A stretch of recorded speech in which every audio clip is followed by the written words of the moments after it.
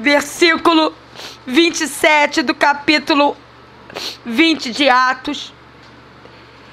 Apóstolo Paulo falando: porque jamais deixei de vos anunciar todo o desígnio de Deus, toda a vontade de Deus. O que está saindo da sua boca no seu trabalho, na sua família, na sua casa? Você tem sido um testemunho de fazer a vontade de Deus por onde você passa? Hein? No versículo 31 fala: portanto, vigiai, lembrando-vos de que por 3 anos, noite e dia, não cessei de admoestar com lágrimas a cada um. Coincidentemente, eu estou chorando.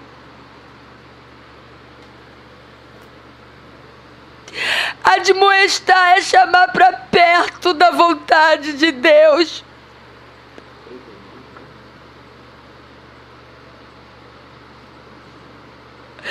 Eu estou chamando vocês que estão me ouvindo aqui no Skype e a todos que vão ouvir através do YouTube, porque eu vou colocar essa palavra no YouTube, queira o diabo ou não. Mesmo que ela vá em pedaços, mas ela vai. Versículo 33, olha o que diz ainda de Atos 20. O apóstolo Paulo falando isso. Amados, quando nós formos ler isso agora, pensa no que está acontecendo na igreja nos dias de hoje. De ninguém cobicei prata, nem ouro, nem vestes. O apóstolo Paulo não estava fazendo a obra de Deus cobiçando retorno financeiro. Meu Deus! Vós mesmos sabeis que estas mãos serviram para o que me era necessário.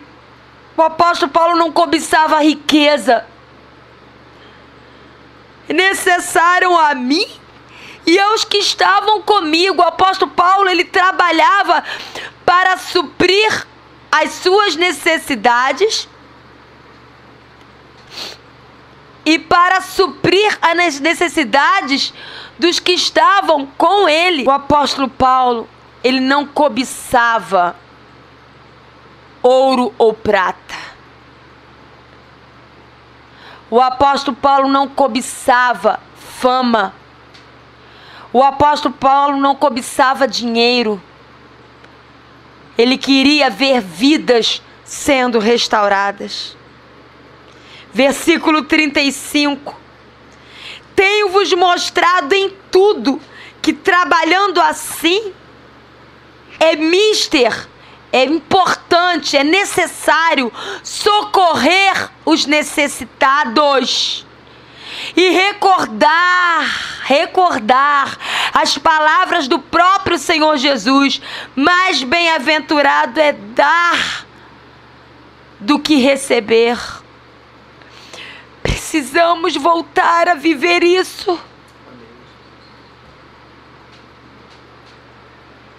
Porque isso é dar um bom testemunho.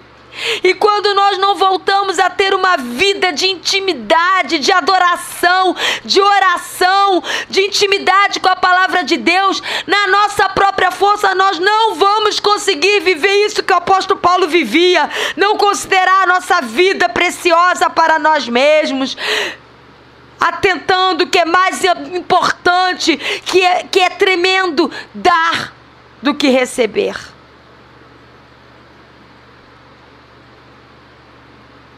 Porque é dando que se recebe. Quando você dá, sabe o que você recebe? O sorriso de uma vida sendo curada, a alegria de uma vida sendo liberta, a alegria de ver uma vida aprendendo a palavra de Deus, uma vida se rendendo a Deus.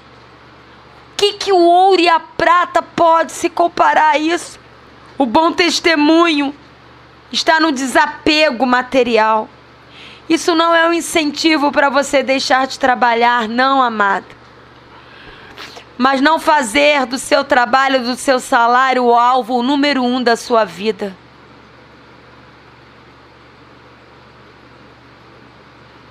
É usar o ambiente do seu trabalho para estender o reino de Deus. É usar o dinheiro que Deus te dá para estender o reino de Deus. Você que ganha um pouquinho mais, você está dando uma Bíblia por mês para alguém? Não. Você que ganha um pouquinho mais, você está dando uma cesta de alimento para alguém necessitado? Ou suprindo alguém que está passando fome ou está sem se vestir? Não.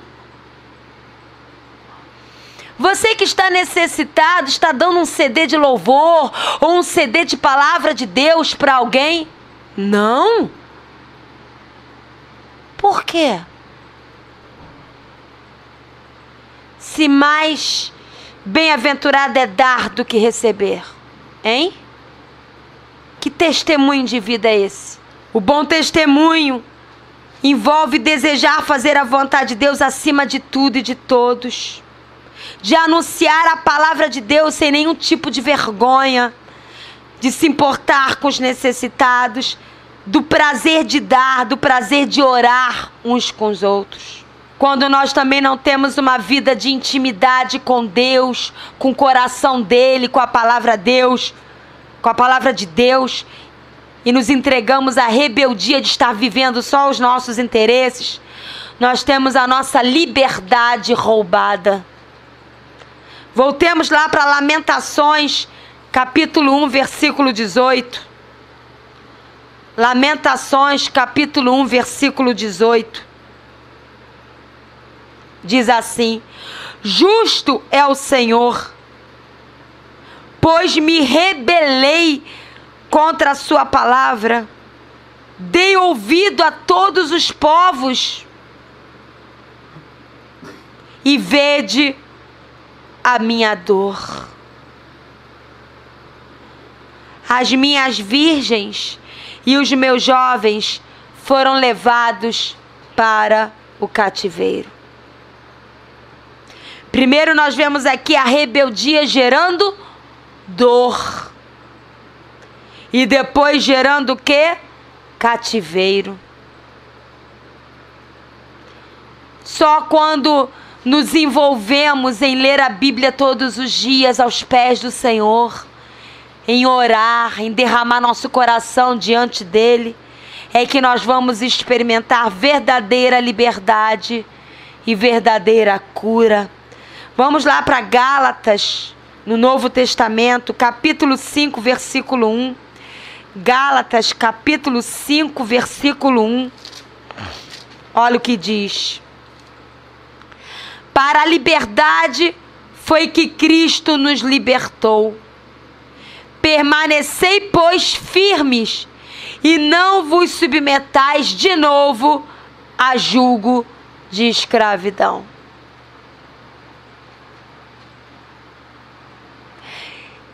Em Cristo, nós fomos libertos para a liberdade.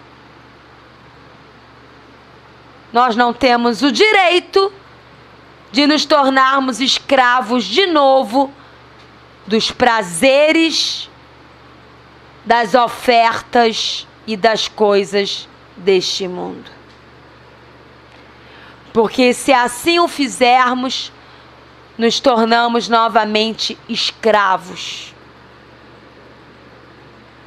E na casa de Deus não tem escravos, tem filhos.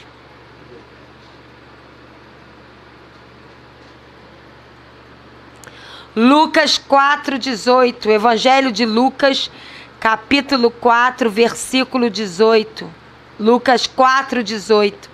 O Espírito do Senhor está sobre mim, Jesus falando, né? Isaías falou e Jesus está lendo Isaías. O Espírito do Senhor está sobre mim, pelo que me ungiu para evangelizar os pobres. Enviou-me para proclamar libertação aos cativos e restauração da vista aos cegos, para pôr em liberdade os oprimidos. Quando fala aqui de pobre, não está falando de pobre financeiramente. Está falando de pobre no sentido daquele que reconhece que a sua vida é uma pobreza espiritual, emocional, porque não tem Deus. Então se abre para ouvir o evangelho que enriquece, que é o evangelho de Jesus Cristo. Ele veio para restaurar a vista dos que estão cegos, que não enxergam, que toda a vida com gosto de vida só em Deus. E para pôr em liberdade os oprimidos. Só em Deus você vai ser livre dessa opressão que você está vivendo. Só quando você escolher com seus próprios olhos, ouvidos e pés caminhar no Senhor. Mas eu não consigo. Deus nunca ia pedir isso de alguém se fosse impossível. Ainda que você comece engatinhando com um versículo por dia, se Deus não ver o seu primeiro engatinhar, Ele não pode operar em você.